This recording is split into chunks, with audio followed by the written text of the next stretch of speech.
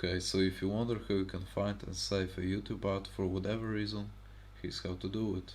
You just need to right click the mouse and select debug, copy debug info, and from here you can use notes like I do and just paste what we just copied.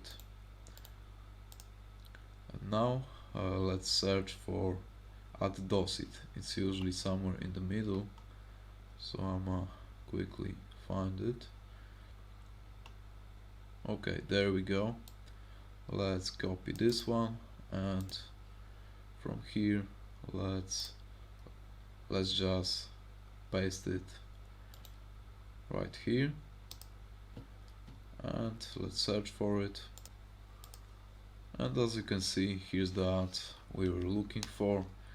So hope the tutorial was helpful, and if so, you can leave a like and see you in the next one.